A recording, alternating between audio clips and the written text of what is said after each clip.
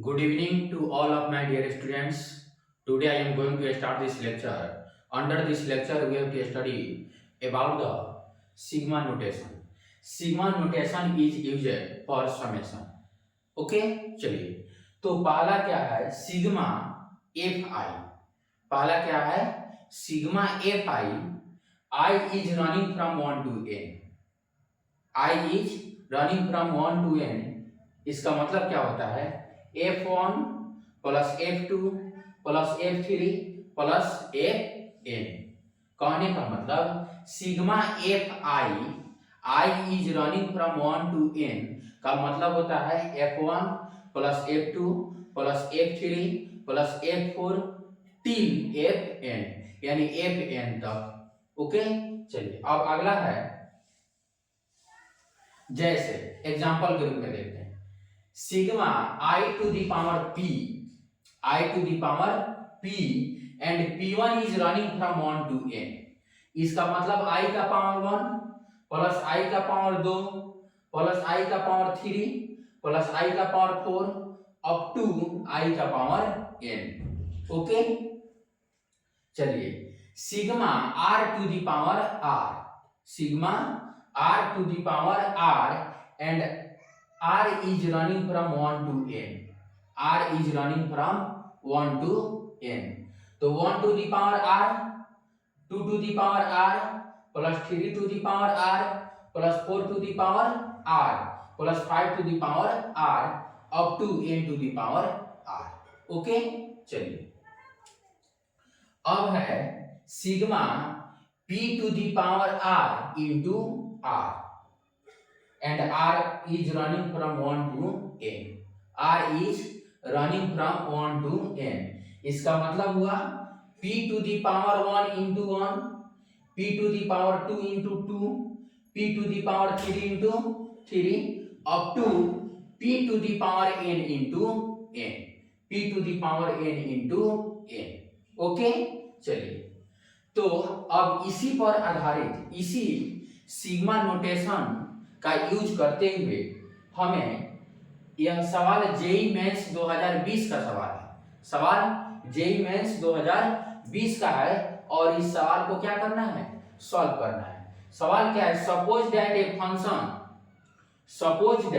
Function r to r real number two real number है satisfy f(x + y) is equal to f(x * fy) for all x, y belonging to real number and f1 is equal to 3 if sigma fi and I is running from 1 to n is equal to 363, then n is equal to n का value क्या करना है ज्ञात करना है. तो क्या करते हैं सिग्मा नोटेशन का यूज करके जेईई मेंस 2020 के सवाल को क्या करेंगे सॉल्व करेंगे.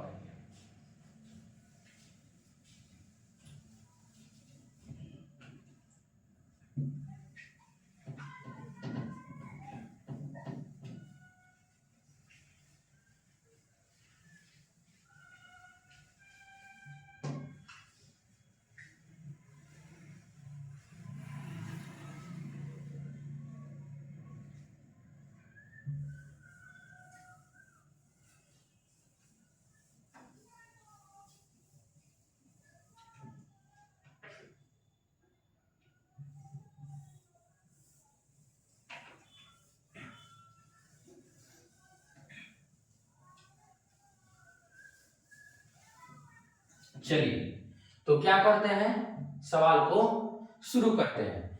सबसे पहला सवाल है कि suppose that a function f such that r to r यानी r to r है satisfy f(x + y) is equal to f(x * fy.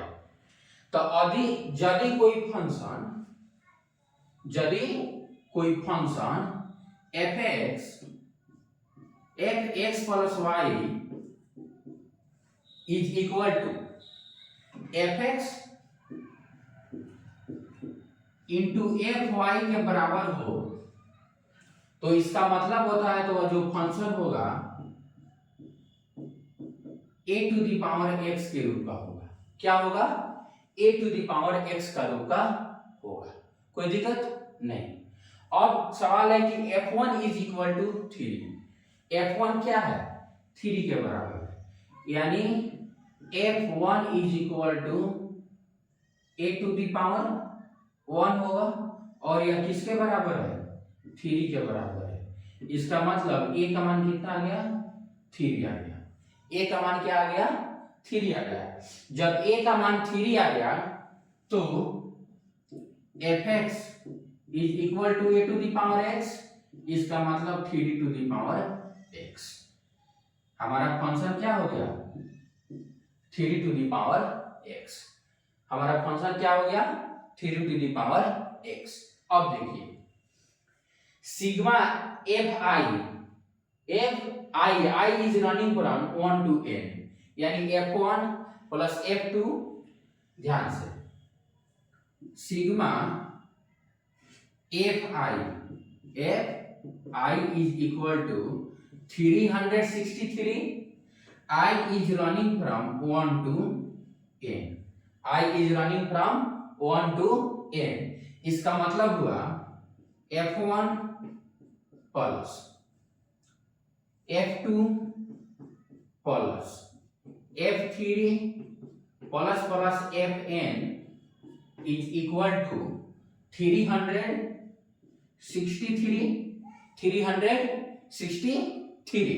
अब देखिए फंक्शन क्या है 3x, तो f1 का वैल्यू क्या हो जाएगा 3 टू द पावर 1, तो 3 टू द पावर 1, f2 का वैल्यू क्या हो जाएगा 3 टू द पावर 2, f3 का वैल्यू क्या हो जाएगा 3 to the power 3 dash dash 3 to the power n is equal to 363।